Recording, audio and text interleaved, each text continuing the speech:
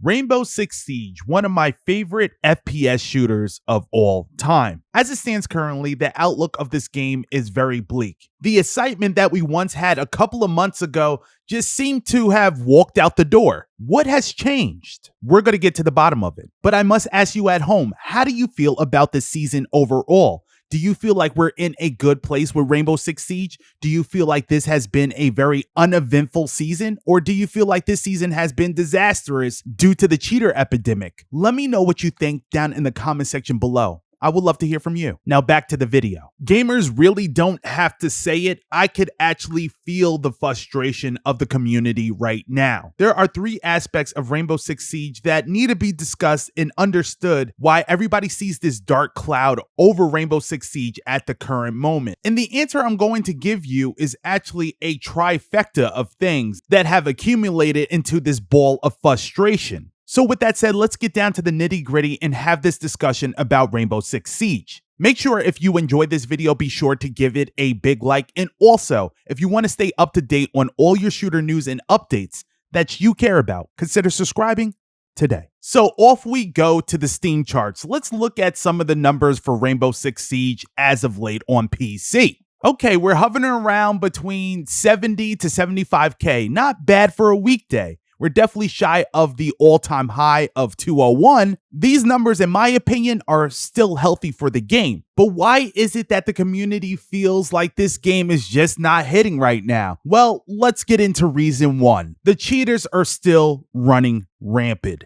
Rainbow Six Siege is a competitive game, and this game's integrity is always in question when you have cheaters dominating the field. Now, to be honest with you, you might have some weeks where you see less of them, and then you might have weeks where every other game you queue up in, or every game you queue up in, you see a cheater. It depends what elo you are in, honestly, but it varies from situation to situation. Now, imagine being the gamer where you go hard in the paint in Rainbow Six Siege. You enjoy this game to the max.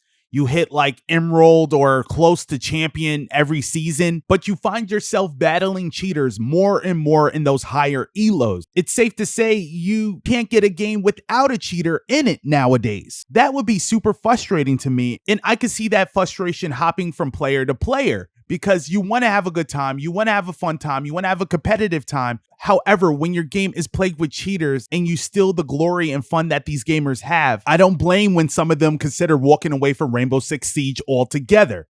It's just simple math on that front. Cheaters equals less fun equals gamers not having a good time, which in turn can do damage to a player base, period. And to be very clear here, cheaters have been an issue in Rainbow Six Siege for quite some time.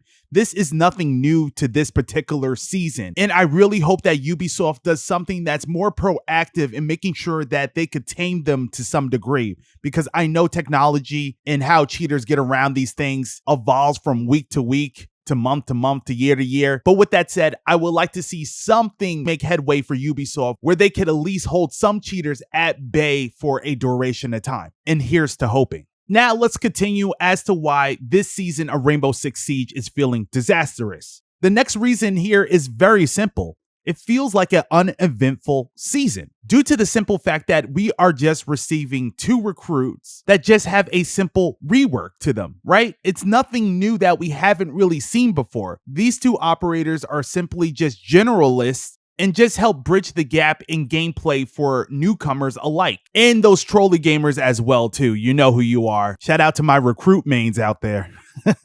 And even down to the battle pass, everything seems really just weak overall, right? However, I must say personally, I wasn't tripping over this. I see the long-term vision as to what's happening in this game. If you really want to be honest here, this is almost like a Operation Health all over again. You guys remember Operation Health? Very lackluster. They had to get a lot of technical things done because they needed to make Rainbow Six Siege more stable for further development and further expansion for the title. So these seasons like this that are lackluster are very necessary, right? You guys got to really look at things in a different perspective, not so much in a selfish one. You got to look at the overall benefit that this would have for the game's future. Imagine if they just came out and was like, yo, we're skipping a season. People would have rioted. You know what I mean? So instead of doing something like that, let's do the rework for the recruits because that would be beneficial. And let's just keep it light. However, in the background, we're going to be doing some major work to keep the game sound and the foundation here intact. Right? They're not going to tell you all these things, but I guarantee you, to some degree, this is exactly what's happening this season. And yeah, of course, I know it's boring to hear, but to some degree, this is what's going on, and you and I are just not privy to this information. And you want to know what also makes this season feel so disastrous? Is sucky players. Now, I didn't want to personally believe this, but I was chilling in Discord with my guys, and my boy Boogie, shout out to my boy Boogie, he was just saying, Abel, this season sucks. I was like, yo, on top of the cheaters, on top of the lackluster season content, what else is stressing you out, my friend? He said, the players suck. And I was like, really, you think so? Then I watched a couple of his games, and I was sort of in agreement. These players that are coming on in the game right now, I don't know if they're altogether new, but at his elo in the level he plays at, these emeralds should not be playing like they have two left feet on the dance floor. You know what I mean? So player competency in the game seems to be at an all-time low in itself as well. Hopefully you at home are now seeing everything that I am talking about coming together to just make for a bad experience. You have cheaters. You have a season that is really uneventful and very quiet. And then you have sucky players.